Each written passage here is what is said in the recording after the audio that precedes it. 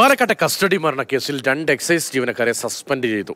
ഇന്നലെ രാത്രി ഡ്യൂട്ടിയിലുണ്ടായിരുന്ന 2 പേരെയാണ് സസ്പെൻഡ് ചെയ്തത്. ഗോകുൽ വി എസ് വിവരങ്ങളുമായി. ഗോകുൽ, കസ്റ്റഡിയിലെ പീഡനം എന്നതാണോ പ്രാഥമികമായ വിലയിരുത്തൽ? ഇവർക്ക് വീഴ്ച പറ്റിയെന്നതാണോ? അതായത് പ്രധാനമായും ഈ കസ്റ്റഡിയിലുള്ളപ്പോൾ പ്രതിയെ സംരക്ഷിക്കുക എന്നത് ഡ്യൂട്ടിയിലുള്ള ഉദ്യോഗസ്ഥരുടെ ചുമതലയാണ്. ഇതിൽ വീഴ്ച വരുത്തി എന്നുള്ള ഒരു വിലയിരുത്തലിന്റെ അടിസ്ഥാനത്തിലാണ് 2 പേർക്കെതിരെ നടപടിയെടുത്തിട്ടുള്ളത്. അന്വേഷണത്തിന്റെ ഭാഗമായാണ് ഇവരെ സസ്പെൻഡ് ചെയ്തത്. കാരണം ഷോജോയ്ക്കും മുണ്ട് ഈ കസ്റ്റഡിയിൽ ഇരിക്കാൻ അനുവാദം നൽകി. അങ്ങനെ അതിനടക്കമുള്ള കാര്യങ്ങൾ മുൻനിർത്തിയാണ് ഇവരെ ഇപ്പോൾ ഏതായാലും അന്വേഷണത്തിന്റെ ഭാഗമായി സസ്പെൻഡ് ചെയ്തിട്ടുള്ളത്.